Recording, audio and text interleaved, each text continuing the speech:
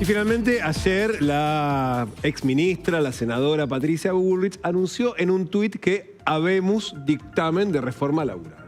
¿Sí? Habemos dictamen de reforma laboral. Fue pasaditas las 5 de la tarde, pero lo cierto es que lo que parecía ser una noticia alentadora para el gobierno se convirtió después en una decepción.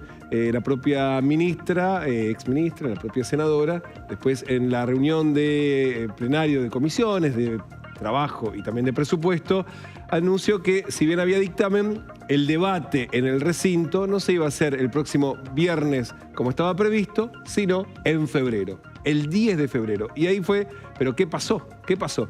Bueno, vamos a estar hablando un ratito sobre el trasfondo de la discusión que se había dado en la Cámara de Diputados, pero lo cierto es que la diferencia que se abrió, la grieta que se abrió entre el gobierno y sus aliados del PRO, de los radicales y de los gobernadores del norte, terminaron generando que no tenía garantías el gobierno de avanzar con este proyecto que, de hecho, para todos tiene cierto grado de incomodidad. No todos están muy convencidos de votar el proyecto del gobierno, con lo cual no iban a avanzar si el gobierno no le daba otro tipo de garantías que tienen que ver con el presupuesto. Un ratito vamos a estar hablando del presupuesto, pero avancemos ahora con la reforma laboral, que de hecho, como decíamos, la senadora Patricia Bullrich en el plenario de comisiones, así les anunciaba que había dictamen, pero que se iba a posponer un tiempito la sanción o la medida de sanción en el Senado. Y les proponemos pasar el debate al 10 de febrero para tomar en cuenta lo que ha sido el pedido que han hecho muchos sectores de poder trabajar esta ley, que nos parece que es una buena fecha. Llamaríamos extraordinarias nuevamente y con eso nos tomaríamos el tiempo para analizar todos los pedidos que hemos tenido, tanto acá como que han llegado por distintas vías, por mail, por gente que ha venido y demás. Nos dejaríamos un mes y medio para poder debatirlo.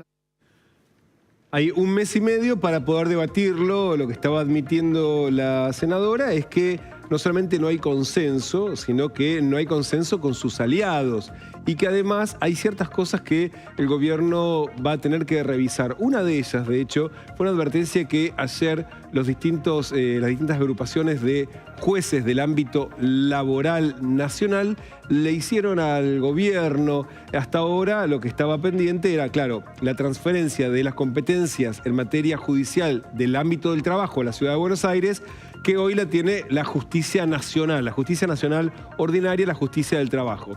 Claro, el proyecto de ley lo que establece es que una vez que se termine de firmar el convenio de transferencia de las competencias, iba a desaparecer el Fuero Nacional del Trabajo. Y ayer los jueces del trabajo le dijeron, no, pero no es que solamente nos ocupamos de los problemas que pueden surgir entre un empleador y un empleado en el ámbito de la Ciudad de Buenos Aires. Es decir, un juicio laboral que le inicia a un trabajador a una empresa porque lo despidió sin causa. Bueno, eso sí, podría ser lo que se va a discutir en la futura Justicia del Trabajo de la Ciudad de Buenos Aires.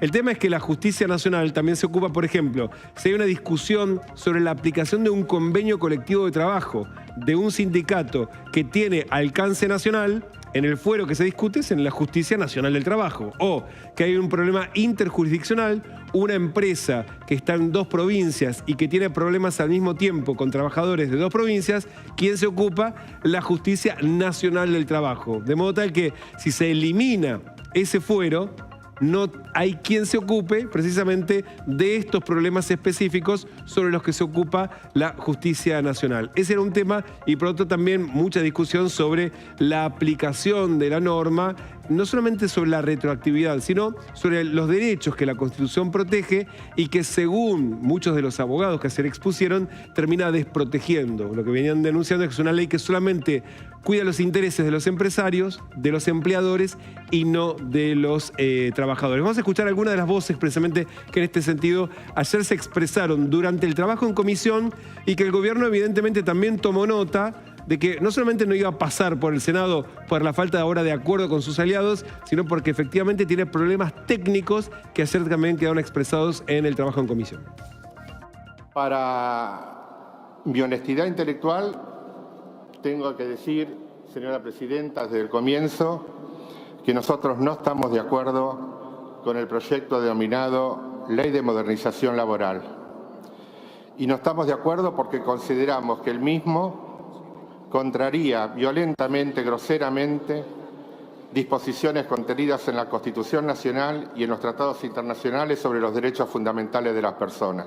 Con la sola mención del conocido por todos ustedes artículo 14 bis de la Constitución Nacional, consagra el trabajo en sus diversas formas gozará de la protección de las leyes, con lo cual está claro que las leyes están para proteger a los trabajadores.